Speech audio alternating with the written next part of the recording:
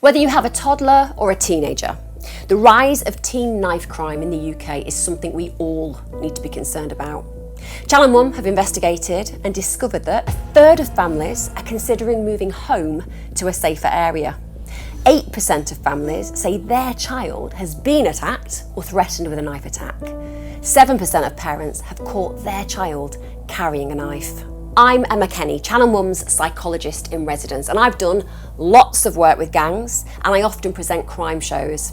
As parents, we all know teenage knife crime stats keep rising. It hits the headlines regularly, but what role can parents play in knife-proofing our children, making sure they stay safe from an early age? When and how should we start talking to our kids? We can't put our heads in the sand and hope our children will be safe. We owe it to them and to ourselves to start the discussion as early as possible. The more we talk about knife crime, the better the outcome for everyone. The findings of the latest Channel Mum research is truly shocking. 23% of parents search their child's coat, bag and room for knives. A quarter of families fear their child may be drawn into a gang or carry a knife for protection. 43% of parents talk to their child about knife crime. The average age to start is just 10, but 1 in 9 feels pushed into telling children aged 7 or younger. I'm going to give you my 5 top tips on how to talk to children about knife crime so we can protect them as early as possible. But first, let's hear from anti-knife campaigner Brooke Kinsella, whose brother Ben was stabbed to death at only 16 years of age. My name is Brooke Kinsella. I am an anti-knife crime campaigner. I started campaigning against knife crime 11 years ago now, when we lost my brother Ben in 2008. I was actually in charge of Ben that night. My mum and dad were away. They knew where he was going, I knew where he was going. I sit there every day and think, what if I'd have said, no, you can't go out? You can't lock children up. I'm sure many parents want to wrap them in cotton wool and, hide them away until they're, what age though? People are losing their lives at every age. It's just not a possibility. Our young people should not be worried about that. They should be worried about exams and where they're going to go to uni and college and, just what they want to do when they grow up. They shouldn't be worried that they might not grow up. I'm often asked the question, what did it do to your family? It's impossible to put into words really what this does to a family.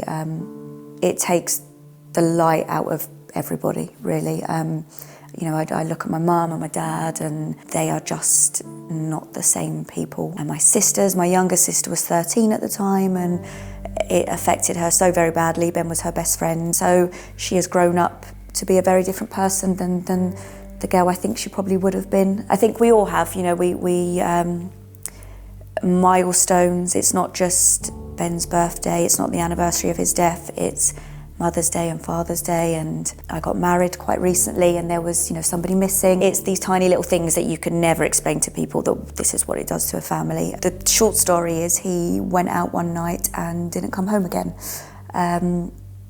He had just finished his GCSEs and was out with friends to celebrate that. And he was at a pub and there was a story that we heard, there was an altercation, there was a fight. He had nothing to do with that fight. Everybody in the pub that night tried to get home safely. He was making his way home and he was the one that they caught. He was stabbed 11 times in 5 seconds and he lost his life. This is the reason we need to knife-proof our kids as early as possible. Okay, here are my 5 top tips on how to keep kids safe. Informing and educating your child means you are protecting them, and this makes them less likely to become victims or perpetrators of knife crime.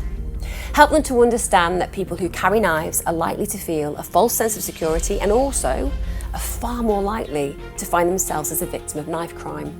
It's important to have these conversations with children so that they understand what knife crime is and know the effect that it would have on them and you if they carried a knife. Helping your child to understand that real friends only ever want what is best for us will help them to differentiate between constructive and destructive relationships. So make sure you help them recognise the attributes that underpin a really good peer network. Ask them to imagine what it would be like to have a friend murdered, and get them to talk or to write about the emotions that this would evoke. Whilst this may be upsetting for them and in fact you, it also helps to bring to light the very real possibility of consequences that can occur when you carry a weapon like a knife. Remember that you are the parent, and if you suspect that your child is carrying a knife, then you need to stop and search them just as the police would. Whilst you may feel that this is a gross invasion of their privacy, the alternative is far more harrowing, with your child finding themselves at risk of a criminal record or serious injury. Teach them to be cyber smart. There is a great deal of evidence that points to problems with knife crime beginning online. A casual derogatory remark can blow up into a major conflict quickly.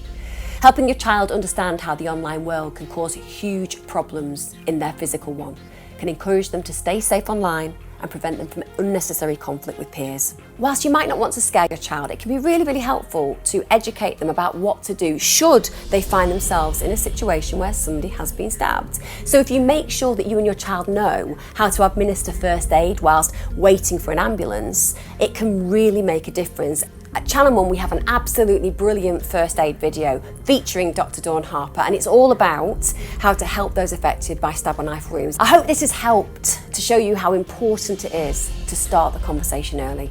It will have a greater impact for everyone. Please check out the link below and head to the Channel Mum support group to talk to me, other mums, and our team of trained parent supporters about the issues raised in this video. Thank you for watching.